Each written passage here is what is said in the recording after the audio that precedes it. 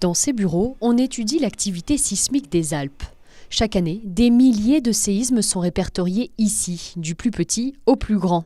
Pourquoi les départements de la Savoie et de la Haute-Savoie sont particulièrement touchés? C'est le résultat de la convergence entre la plaque eurasienne au nord et puis la plaque africaine au sud, avec en particulier une microplaque qu'on appelle la plaque adriatique, qui est le long de l'Italie, le long de la mer Adriatique. Au niveau du contact entre ces deux plaques, finalement, on a la création d'une chaîne de montagnes, et cette chaîne de montagnes provoque des tremblements de terre. Dans la plupart des cas, les séismes sont de faible magnitude, imperceptibles pour l'homme. Mais peut-on les prévoir? On commence de plus en plus à essayer de faire de l'estimation rapide, ce qu'on appelle en anglais l'early warning. Un séisme se produit, on a la détection de ce séisme immédiatement grâce aux stations sismologiques, comme celles qui sont déployées dans les Alpes. Et on essaye d'envoyer une information très rapidement sur les zones cibles que l'on souhaite avertir avant l'arrivée des ondes. Pour étudier les séismes, il faut les localiser précisément. Après avoir récupéré les données des quelques 50 stations implantées dans les Alpes, il faut faire le tri dans toutes ces informations.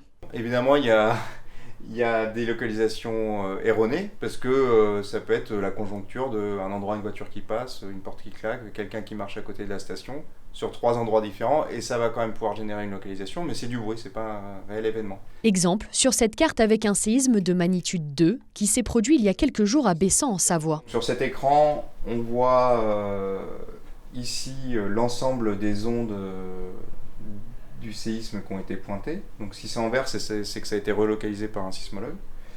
Et en rouge, c'est les ondes automatiques. Et puis on a aussi les ondes grises là, qui sont en fait les ondes ou les piquets qu'on ne conserve pas parce qu'ils sont trop imprécis. De nouvelles méthodes pour détecter les séismes sont testées depuis plusieurs mois.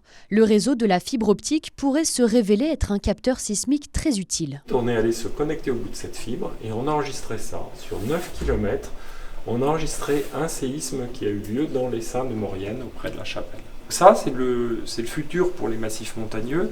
Si jamais on peut utiliser ces fibres optiques pour les risques naturels, on peut imaginer des tas d'applications potentielles.